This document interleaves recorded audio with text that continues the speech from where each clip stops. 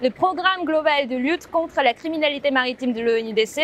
Nous sommes présents au tribunal de Grand Bassam de la Côte d'Ivoire pour simuler un procès sur un cas de piraterie maritime. Ce procès fictif a pour objectif d'organiser un jeu de rôle entre les différentes administrations de l'action de l'État en mer et particulièrement les magistrats, procureurs du ministère de la Justice pour permettre de mettre en situation et en contexte quasi réel dans le cadre d'un procès en matière de piraterie. Alors, dans notre scénario, nous avons 2 navires pirates comprenant 10 suspects qui ont attaqué un navire pétrolier du pavillon libérien en haute mer. Alors, lors de l'intervention, il y avait 8 suspects qui sont enfuis et qui ont enlevé 15 membres de l'équipage de nationalité étrangère.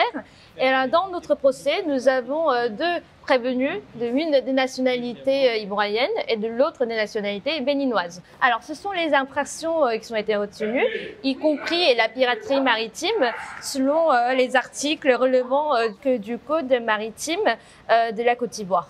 La participation d'Interpol commence par une scène de crime fictif. On crée une scène de crime sur un bateau de piraterie. Et après, les policiers, ils collectent les éléments de preuve, auditionnent les témoins et on prépare dans un deuxième moment, on rédige tous les documents dans une quiète.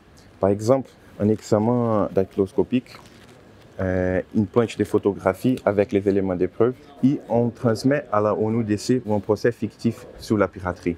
L'objectif principal du procès, évidemment, c'est d'aboutir à détecter les insuffisances du cadre juridique et trouver les amendements nécessaires qu'il faudrait mettre en place. Et nous, au niveau du CEPSIM-AEM, nous sommes vraiment fortement engagés dans le cadre du renforcement des capacités de la chaîne pénale, des magistrats, des procureurs et de l'ensemble des administrations de l'action de l'État en mer.